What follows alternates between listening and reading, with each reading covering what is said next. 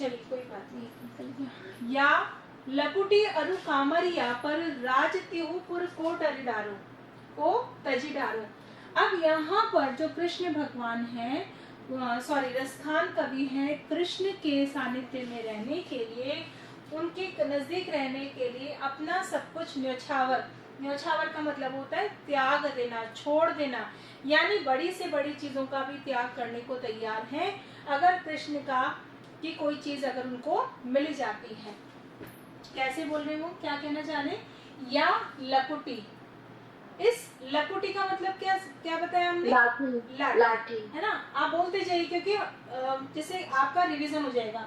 लकुटी का मतलब होता है लाठी, अरु का मतलब होता है और कामरिया का मतलब होता है कंबल।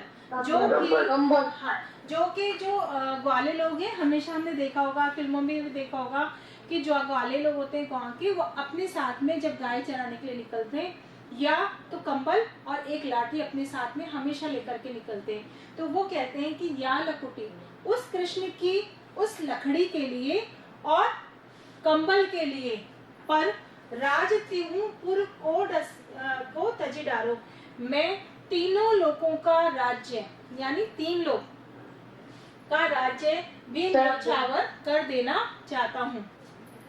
तीनों लोगों का राज्य भी मैं कृष्ण के केवल एक लकड़ी और कंबल पर न्योछावर कर देना चाहता हूँ।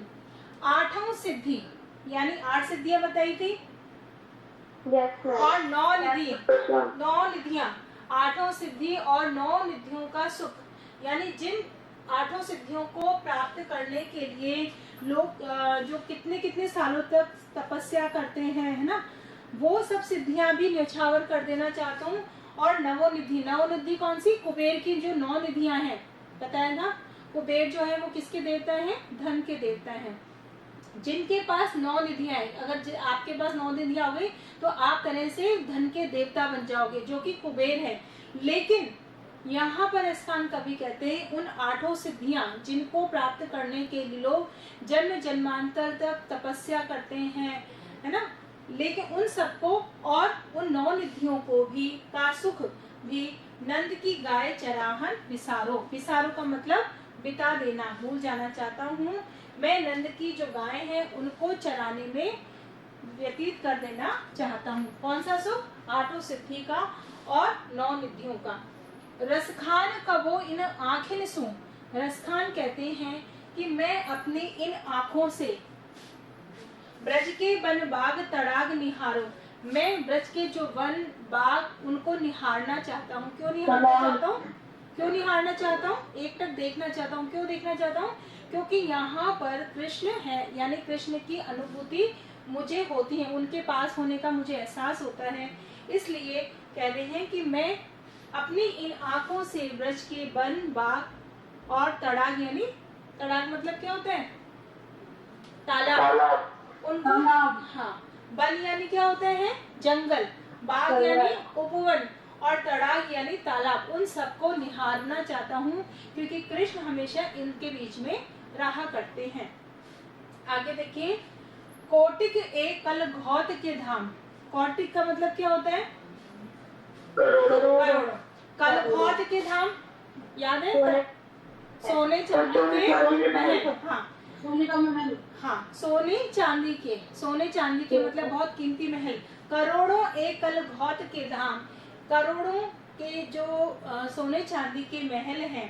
करील के कुंजन ऊपर वालों, मैं करील के कुंजन मतलब जंगलों पर, हाँ, झाड़ियों पर या जंगलों पर वार देना चाहता हूँ, अपने आप को न्योछावर कर देना चाहता हूँ।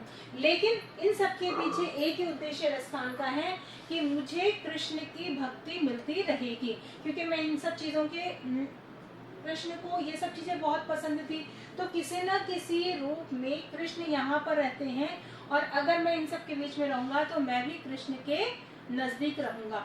इसी कारण वो सब कुछ न्योछावर कर देना चाहते। क्लियर हो गया? क्या नहीं आई बेटा? बताओ, आप बताओ, मैं क्या बताऊं? बताओ, पूछो। हाँ बोलिए ना, पूछो। क्या कोटिक मतलब? करोड़ों। कल घौत के धाम मतलब? सोने चांदी के महल। हाँ, क्या मतलब हुआ? अब इतनी सी लाइन का मतलब आप करो, देखो अभी आ जाएगा 1 सेकंड में। करोड़ों सोने चांदी के महल। हाँ, सही बोल रहे हो। धाम, धाम मतलब महल। करील की कुंजन ऊपर वारो मतलब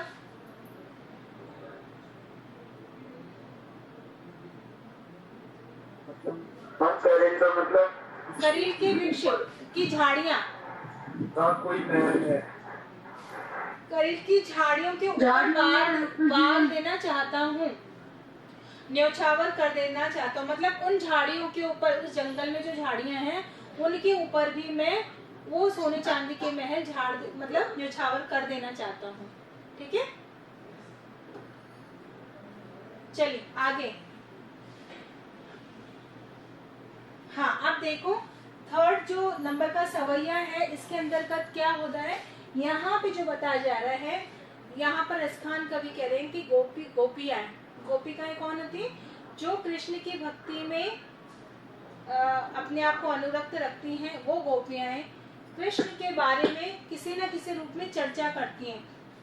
कृष्ण से दूर रह करके वो उनके विरह में इतनी हो जाती हैं कि वो सोचते हैं मैं किसी न किसी रूप से उनके विषय में अगर बात करती रहूंगी तो भी ऐसा लगता है कृष्ण हमारे आसपास ही हैं। एक सखी दूसरी सखी से कृष्ण का रूप धारण करने के लिए कह रही है। यहाँ पर जो दो गोपिका हैं वो एक, दोनों सखी मतलब दोनों आपस में मित्र हैं, सखियां हैं, सहेलियां हैं, जो कृष्ण से दूर होने पर कृष्ण के विषय में चर्चा कर रही हैं। और एक सखी दूसरी से कह रही है, मोर पखा सिर ऊपर राखी हो, कि तुम कृष्ण का रूप धारण कर लो, तुम कृष्ण का रूप धारण कर लो। और कैसे धारण करेंगे कि कृष्ण क्या लगाते थे, मोर मुकुट लगाते थे, मोर के पंखों का मुकुट लगाते थे। मोर पखा यानी मोर के पंख, सिर ऊपर राखी हो।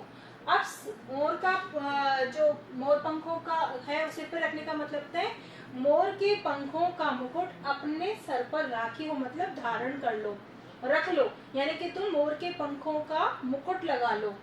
गुंज की माल गले पहिरोगी, और अपने गले में जो गुंज की माला होती है, गुंज मतलब गोल गोल से फूल के होती है, उनकी मालाएं होती हैं, मोतियों की। हाँ, दिखने में वो मोती जैसे लगते हैं, तो गोल मोतियों की जो माला होती है वैसे लगते हैं, लेकिन एक तरह का फूल होता है गुंज, मतलब आपने देखा होगा कहीं फोटो में या भगवान के ऊपर चढ़ा हुआ दिखता है, गोल गोल व्हाइट कलर का, ऑफ व्हाइट कलर का होता है। गुंज की माल मतलब माला, अपने गले, गले मतलब होता है गले में पहनो, की मतलब तुम कृष्ण का श्रृंगार कर रही हो तो पहले तो सिर पर मोर का मुकुट धारण करो और गले में गुंज की माला पहन लो। क्लियर हो गया। ओढ़ी पीताम्बर ले लकुटी, ओढ़ी मतलब होता है ओढ़ना, पहनना। आपने देखा होगा कृष्ण हमेशा कौन से वस्त्र पहनते हैं, पीले पीले, तो पीले वस्त्रों को हम क्या बोलते हैं, पीताम्बर, पीताम्बर है ना। ले लो मतलब पीताम्बर जो पीले वस्त्र है उनको ओढ़ लो, यानी ओढ़ने का मतलब होता है यहाँ पर पहनना, धारण करना। ले लकुटी बन, ले मतलब ले लेना, लकुटी का मतलब क्या था अभी, लाठी, लाठी। बन यानी जंगल, जंगल, जंगल। गोधन, गोधन मतलब किसका पर्यायवाची है, गाय का, गाय का। यानी कि तुम पीताम्बर धारण करके, पीताम्बर को पहनकर, हाथ में लाठी लेकर और गोधन ग्वारिन संग फिरोगी, और तुम जब कृष्ण का रूप धारण बना लोगी, अपना रूप धारण कर लोगी, तो गोधन मतलब गाय और ग्वालिनों के साथ में संग फिरोगी मतलब घूमोगी, यानी जंगल में जैसे गाय चराने कृष्ण जाते हैं, ठीक उसी प्रकार से तुम कृष्ण का रूप धारण करके जंगल में घूमोगी, घूमती रहो मतलब। ठीक है, तो लोगों को यह एहसास होगा कि हमारे साथ कौन चल रहा है, कृष्ण चल रहा है। ये तब की बात है जब कृष्ण उनको छोड़कर चले गए थे। तो वो कह रही है जब कृष्ण की उनको याद आती है तो वो कहते हैं कि ऐसा करो, हम में से कोई एक कृष्ण बन जाता है और तुम कृष्ण बन जाओ, और जैसे कृष्ण अपने पीताम्बर धारण करते थे और हाथ में लकुटी लेकर के ग्वालों के संग चलते हैं, तो तुम भी जंगल में घूम कर आओ, यानी गायों को चराने जाओ। भाव तो वो ही मेरो रस खानी, सो तेरे कहे सब स्वांग रचोगी। मेरी भी भावना तो यही है, प्रस्थान कवि कहते हैं, लेकिन तुम्हारे कहने से मैं वो सारा स्वांग करूंगी। स्वांग मतलब होता है रूप धारण करना। जैसा कि क्लास में मैंने आपको बताया था कि गांव में आपने देखा होगा, जैसे कोई त्योहार आता है तो जो एक जाति होती है वो स्वांग धरती है अलग अलग। जैसे शिवरात्रि शिव का धारण कर लिया, कृष्ण जन्माष्टमी कृष्ण का रूप धारण कर लिया, ऐसे घर घर जाकर के वो भिक्षा भी लेते हैं, है ना। तो लोग वैसे तो कोई नहीं देगा, लेकिन जब भगवान का रूप धारण करेगा तो लोग सोचते हैं कुछ ना कुछ तो दे दो, यानी भगवान हम के रूप में यहाँ पे प्रकट हुए। तो स्वांग का मतलब होता है अलग अलग रूप धारण करना। तो तुमने जो एक स्त्री होकर के कृष्ण का रूप धारण किया है, सब स्वांग, तो मैं तुम्हारे, अब वो स्त्री कह रही है जो ये सब चीज पहन रही है, वो क्या कह रही है कि मैं तुम्हारे कहने से सारा स्वांग धर लूंगी, यानी सारा रूप धारण कर लूंगी कृष्ण का। लेकिन क्या कह रही है वो, या मुरली मुरली धर की अधरान धरी धर ना न धरूंगी, यानी लेकिन या मतलब ये लिख लीजिए, मैंने लिख रखा है। मुरली मतलब बांसुरी, मुरलीधर मतलब कौन है यहाँ पर, किसका पर्यायवाची है, कृष्ण कृष्ण का। कृष्ण की मुरली को, लेकिन इस मुरली को मुरलीधर की अधरान की मुरली को अधरान मतलब अधर, अधर यानी होठ, धरी, होठ पर, बेटा म्यूट कर लीजिए अपने आप को, धरी अधरान धरूंगी, लेकिन मैं किसी भी कीमत पर कृष्ण की इस बांसुरी को अपने होठों पर धारण नहीं करूंगी, जैसा कि कृष्ण धारण करते हैं, क्योंकि वो क्या है, हमें कृष्ण से दूर रखती है। क्योंकि जब कृष्ण बांसुरी बजाते हैं, ये भावार्थ है, इसकी लाइन लिखा हुआ नहीं है, केवल लिखा हुआ कितना है कि मैं सारी स्वांग रच लूंगी कृष्ण का, लेकिन होठों पर मुरली धारण नहीं करूंगी। क्लियर हो गया यहाँ तक, होठों पर मुरली धारण नहीं करूंगी। अब क्यों नहीं करूंगी वो भावार्थ में समझा रही हूँ, क्योंकि जब कृष्ण हमको मुरली बजाते हैं तो हम सबको भूल जाते हैं। तो ये मेरे लिए क्या है, एक तरह से मेरे को पसंद नहीं है मुरली, क्योंकि मुरली अगर कृष्ण धारण कर लेते तो हमें भूल जाते हैं। तो इस मुरली को तो मैं किसी भी हालत में अपने होठों पर नहीं धारण करूंगी, नहीं रखने वाली हूँ। बाकी कृष्ण का या जो भी तुम सॉन्ग कहोगी वो सारा सॉन्ग में करने को तैयार हूँ। आ गया? Yes ma'am. आगे देखें, यस मैम। कारणी दे अंगुरी रहिबो जब ही मुरली धुनी मंद बजे हो, मोहनी तानन सोर रसखानी अटा चढ़ी गोधन गहे न गहे, गहे तो गहे तेरी कहो सिगरे ब्रज लोगनी, काल ही कोली की तो समझे हो, मायरी बा मुख की मुस्कानी संभारी न जेह न जेह न जेह। अब यहाँ पर कृष्ण के लिए क्या कह रहे हैं वो देखिए। कहानी का मतलब क्या होता है, कानों में, कानों में। दे मतलब देना, अंगूरी का मतलब उंगली, उंगली। लिख लीजिए, लिख लीजिए, लिखते जाइए, रुक जाती हूँ मैं।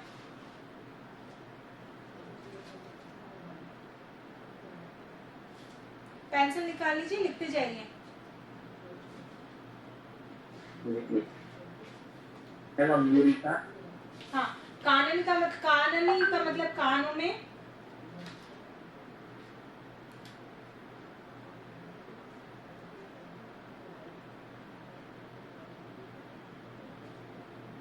लिख लिया। दे मतलब देकर, देकर, देकर मतलब लगा लेना, देना मतलब लगा लेना। अंगूरी मतलब उंगली,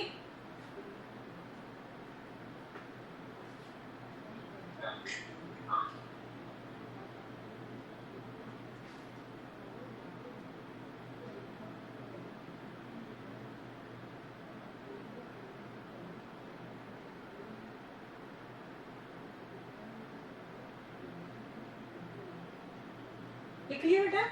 आगे लिखिए, रही वो मतलब रहूंगी, जब ही मतलब जब भी, जब ही मतलब ये देखिए, जब भी, जब ही मतलब जब भी,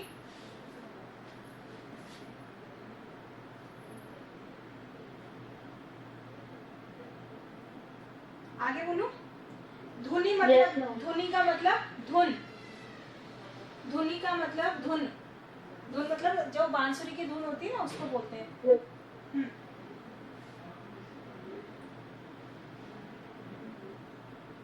मंद का मतलब धीमी आवाज, ये ना मंद, धीमा। और बजे है मतलब बजाएगा, कौन बजाएगा? कृष्ण बजाएगा। कृष्ण। हाँ।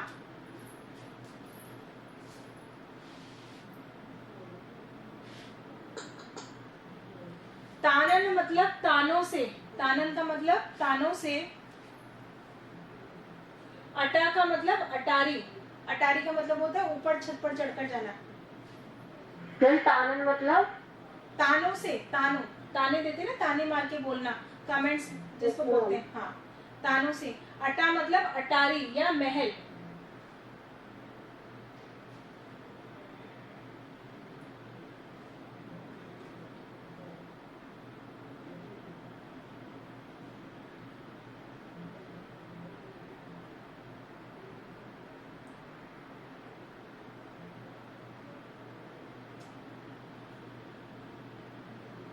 आगे लिखो बेटा। चढ़ी Yes, मतलब ma'am. चढ़ना, चढ़ी का मतलब Hmm. चढ़ना। Okay. गोधन मतलब गाय।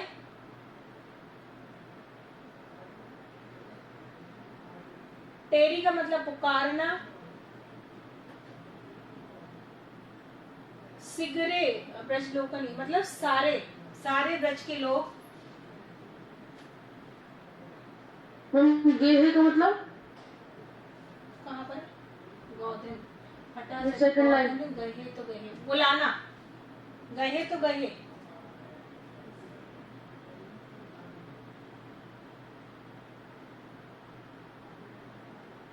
मैम शीघ्र ब्रज हाँ, लोग। सिगरे मतलब संपूर्ण। मैम शीघ्र काली, मतलब? काली का मतलब कल, सिगरे मतलब सारे, और काली मतलब कल। समुझे है मतलब समझावे।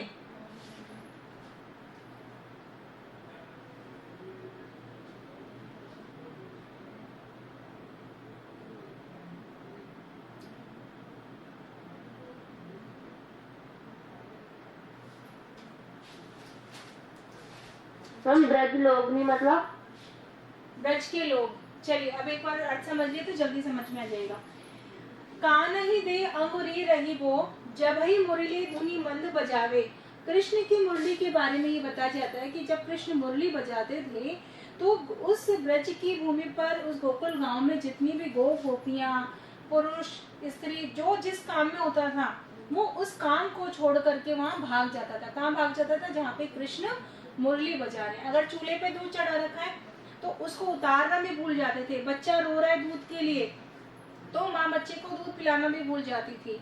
कोई अगर गाय चरा रहा है तो उसको वहीं छोड़ दिया जाता। जो जिस कंडीशन में होता था उस हालत में ही छोड़ करके कृष्ण की मुरली की प्रति दौड़ता हुआ चला जाता था।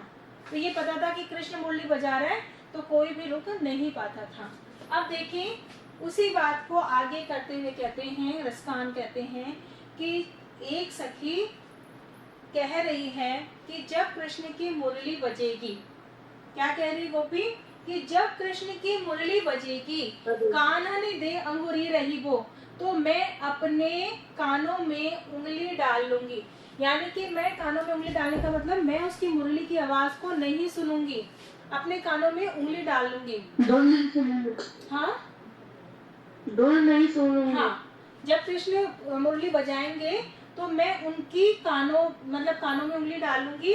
जब ही मुरली धुनी मंद बजे हो, जैसे ही वो अपनी मुरली की धुन बजाना शुरू करेंगे तो मैं अपने कानों में उंगली डाल लूंगी, जिससे कि मुझे उनकी तान सुनाई ना दे। ठीक है?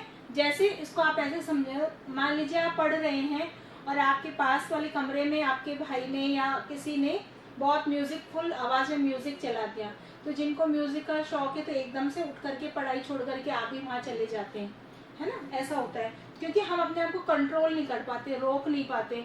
या मान लीजिए टीवी चला लिया या मोबाइल पे गेम खेल रहा है आपका भाई पास में, तो आप अपनी पढ़ाई को छोड़ के उस तरफ चले जाते हैं क्योंकि आपका ध्यान आप अपने आप को कंट्रोल नहीं कर पाते हो, रोक नहीं पाते हो, इतने ज्यादा उसके प्रति अधीन हो जाते हैं, मोबाइल के गेम के प्रति में इतने अधीन हो गए। ठीक उसी प्रकार उस समय कृष्ण की मुरली के प्रति सारे लोग इतने अधीन हो जाते थे कि वो अपना सब कुछ छोड़ करके वहां चले जाते थे। तो सखी वो गोपी कह रही है कि मैं जब कृष्ण मुरली बजाएंगे तो उसकी तान को नहीं सुनूंगी, बल्कि अपने कानों में उंगली डाल लूंगी जिससे मुझे उसकी आवाज सुनाई ना दे। आगे पहली लाइन का अर्थ समझ में? Yes ma'am. आगे चलते हैं। मोहनी तानन सो रस खानी, अटा चढ़ी गौधन गहे तो गहे। अब यहाँ पे रसखान कवि कह रहे हैं कि कृष्ण की वह मोहनी तानन, या मोहनी का मतलब है मन को मोह लेने वाली, कृष्ण जब बरसे बजाते हैं तो उसकी धुन ऐसी लगती है जो मन को मोह लेने वाली होती है। तो मोहनन तानन सो रसखानी, अटा चढ़ी, अटा का मतलब होता है महल के ऊपर, अटा चढ़ी, अटा मतलब महल, चढ़ी मतलब चढ़ना। यानी चाहे एक तो क्या है कि कमरे में बैठ के धुन बजा रहा है तो आवाज बाहर तक नहीं जाएगी, दूर तक नहीं जाएगी, लेकिन अगर कोई चीज आप छत पे जाकर के अगर कोई म्यूजिक बजाओगे तो पूरी कॉलोनी में सुनाई देगा, आसपास सुनाई देगा। तो वो कह रहे हैं कि चाहे कृष्ण महल के ऊपर चढ़ करके ही क्यों ना उस मुरली को बजाएं, चढ़ी गौधन गहे तो गहे। और गौधन का मतलब होती है एक धुन का नाम है, एक धुन का नाम है गौधन। चाहे वो धुन वो महल के ऊपर चढ़ के गहे तो गहे। गौधन, हाँ? गौधन तो गाय था ना। यहाँ पे गौधन एक धुन का नाम है बेटा, क्योंकि यहाँ पे गाय तो आएगी नहीं। यहाँ गाय, अच्छा ओके सॉरी, भावार्थ में एक बार सही कर लीजिए। गौधन, गौधन का मतलब ऐसे गाय होती है, लेकिन यहाँ पे गौधन एक धुन का नाम है। ठीक है, हो गया। क्योंकि यहाँ पे गाय शब्द वैसे तो गाय ही होता है, लेकिन यहाँ गाय नहीं आएगा, क्योंकि इसका तात्पर्य यह है कि गौधन नामक एक धुन होती है जो चाहे वो बजाता रहे तो भी वो वहां पर नहीं जाएगी। आगे देखो, टेरी करो सिगरे ब्रज लोकन। टेरी का मतलब क्या होता है? टेरी मतलब क्या लिखा है? टेरी मतलब सिगरे ब्रज लोकन, पुकारना। हाँ, टेरना मतलब क्या होता है? पुकारना, पुकारना, आवाज लगाते ना, टेरना, बार बार किसी चीज को आवाज लगाना, अरे इधर आना, अरे इधर आना, तो यानी एक ही चीज को बार बार बोलना। टेरना मतलब आवाज। टेरी करो सिगरे ब्रज लोकन, चाहे कितने ही लोग मुझे आवाजें लगाएं, मुझे आवाज दे देकर बुलाते रहें, काल ही हो कि तो समझें, और चाहे मुझे कितने ही लोग समझाएं। अब लास्ट वाली लाइन को समझना, इस लाइन से पहले लास्ट वाली लाइन को अर्थ को समझना पड़ेगा, तब ये वाली सेकंड लाइन आएगी। माई रे वाह मुख की मुस्कानी, हे माता, हे माई, अपनी माता को क्या कह रही है? माई रे वाह मुख की मुस्कानी, मुस्कान मतलब उस मुख की मुस्कान। कौन से मुख की मुस्कान की बात हो रही है यहाँ पे? कृष्ण के। कृष्ण के। तो कृष्ण के मुख की, हे माँ, उस कृष्ण के मुख की जो मुस्कान है वो इतनी खूबसूरत है, वो इतनी प्यारी है, वो इतनी अच्छी है, वो इतनी आकर्षित कर देने वाली है कि संहारी न जेह न जेह न जेह। बार बार 3-4 लाइन है, जेह जेह जेह शब्द का, नहीं जाती नहीं जाती नहीं जाती।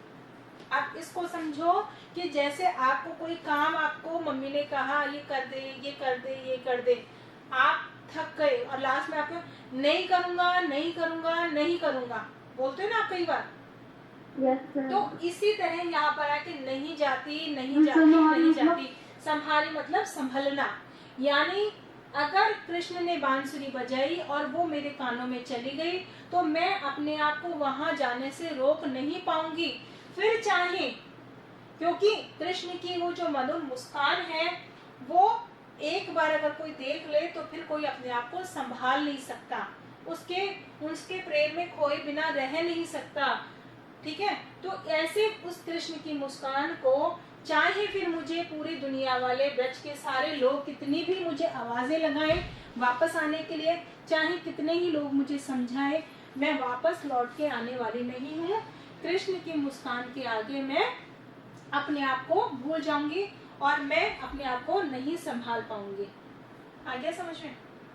Yes ma'am. कोई शब्द ऐसा, कोई अर्थ ऐसा, 1 सेकंड आप देख लो, नहीं तो फिर कल की क्लास में आप पूछ लेना। Okay,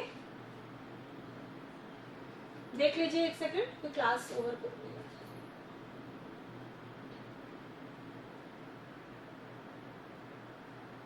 no ma'am. हो गया?